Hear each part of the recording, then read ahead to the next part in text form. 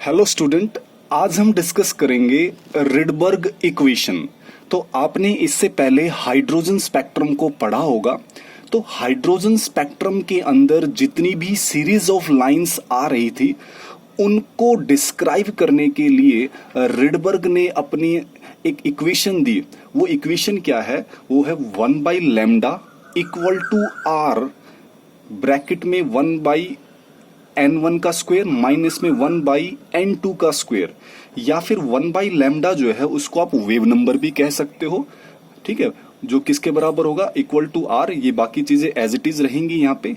तो यानी कि रिडबर्ग ने क्या करा, जितनी भी सीरीज ऑफ लाइंस जो हाइड्रोजन स्पेक्ट्रम में आ रही थी उनके वेवलेंथ या उनका जो वेव नंबर है, या फिर वेवलेंथ है तो फ्रीक्वेंसी भी बात कह सकते हो आप, तो उनके वेवलेंथ को डिस्क्राइब करने के लिए उसने अपना ये मैथमेटिकल इक्वेशन दिया। ठीक है, जिसमें n1 और n2 इंटीजर्स है और n2 की वैल्यू n1 से ज्यादा रहेगी। ठीक है, और ये जो r है ये कांस्टेंट है, जिसको हम रिडबर्ग कांस्टेंट भी कह सकते हैं, और इसकी वैल्यू फिक्स है 109677 सेंटीमीटर इनवर्स। ये ध्यान रखना आपने, इसकी वैल्यू को आपने याद रखना है। क्लियर? तो ये जो एक्सप्रेशन दिया है रिडबर्ग ने, ये वैलिड है सभी लाइंस के लिए जो हाइड्रोजन स्पेक्ट्रम में हमें मिलती है। ठीक है, इसके अंदर एक लिमिटिंग लाइन आती है कि लिमिटिंग लाइन क्या होती है। देखो, हाइड्रोजन स्पेक्ट्रम के अंदर कोई भी जो सीरीज है, ठीक है, किसी भी सीरीज में, ठीक है, अगर n2 की वैल्यू इन्फिनिटी हो जाती है, n2 की वैल्यू अगर इन्फिनिटी हो जाए, ठीक है, तो उस केस में हमें जो लाइन मिलेगी वो लिमिटिंग लाइन मिलेगी। ठीक है, तो इसमें लिमिटिंग लाइन क्या लिखा हुआ है? Limiting line of any spectral series, किसी भी सीरीज के लिए, किसके अंदर? हाइड्रोजन स्पेक्ट्रम के अंदर। वो एक लाइन होती है, यानी कि ऐसी लाइन जब n2 की वैल्यू क्या हो जाएगी? इन्फिनिटी हो जाएगी। ठीक है, तो आप यहाँ पे जब n2 की वैल्यू को इन्फिनिटी पुट करोगे तो 1/∞ क्या हो जाएगा? आपका 0 हो जाएगा।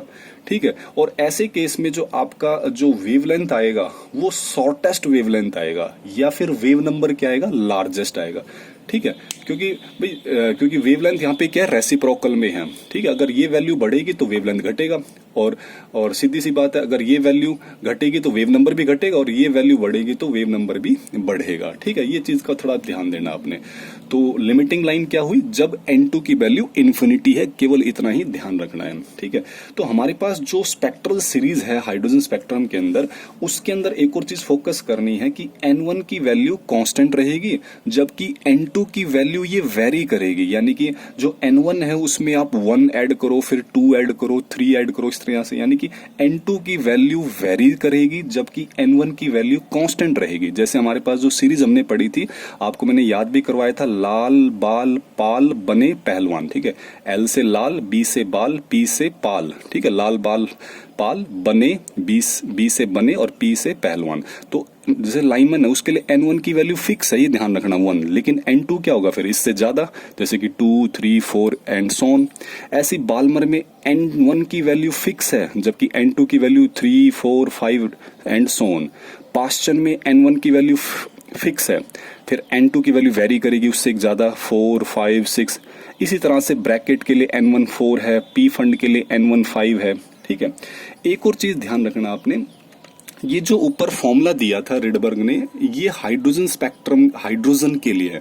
ठीक है, अगर हमारे पास हाइड्रोजन लाइक आइंस हो, हाइड्रोजन लाइक आइंस का मतलब क्या होता है कि जिसके पास एक ही इलेक्ट्रॉन होता है। जैसे हाइड्रोजन के पास एक इलेक्ट्रॉन है तो हाइड्रोजन लाइक आइंस के पास भी एक ही इलेक्ट्रॉन मिलेगा।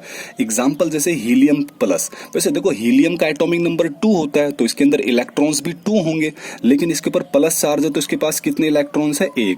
ऐसे लिथियम का एटॉमिक नंबर 3, तो 3 इलेक्ट्रॉन्स होने चाहिए, लेकिन +2 का मतलब इसके पास एक ही इलेक्ट्रॉन है। ठीक है, क्योंकि +2 आ गया ना, इसका मतलब उसने 2 इलेक्ट्रॉन तो निकाल दिए तो एक ही इलेक्ट्रॉन बच गया। तो लिथियम के पास भी कितने इलेक्ट्रॉन है? 1 है। ठीक है, तो हमने क्या किया, जो रिडबर्ग फॉर्मूला है उसके अंदर यहाँ पे जेड स्क्वायर से मल्टीप्लाई कर दिया। बस ये फर्क है किसके लिए? हाइड्रोजन लाइक आइंस के लिए। ठीक है, अगर आप चाहो तो ऊपर जो है यहाँ पर भी जेड लिख सकते हो, जेड का स्क्वायर, क्योंकि लेकिन हाइड्रोजन के तो एटॉमिक नंबर 1 होता है। ठीक है, तो जेड की वैल्यू 1 पुट करोगे, क्योंकि आपका जो ये नीचे जेड है, यहाँ पे मैंने जो लिखा है, ये जेड एक्चुअल में एटॉमिक नंबर को शो करता है। ठीक है, या न्यूक्लियर चार्ज कह लो। ठीक है, तो ये एटॉमिक नंबर को शो करता है। अब जैसे हीलियम है, हीलियम का एटॉमिक नंबर कितना होता है? 2। लिथियम का एटॉमिक नंबर क्या होता है? 3। 3, तो यहाँ पे 2 की पावर 2 तो 4 हो जाएगा। और अगर लिथियम के लिए क्वेश्चन आएगा न्यूमेरिकल में तो Z की वैल्यू क्या पुट करोगे 3, और 3 का स्क्वायर कितना हो जाएगा 9। अगर आप हाइड्रोजन के लिए पुट करना चाहते हो, देखो हाइड्रोजन के लिए भी यूज कर सकते हो इसको, नो डाउट, क्योंकि हाइड्रोजन के लिए एटॉमिक नंबर कितना होता है 1, तो 1 का स्क्वायर 1 ही रहेगा वो। क्लियर। तो ये था हमारे पास रिडबर्ग इक्वेशन।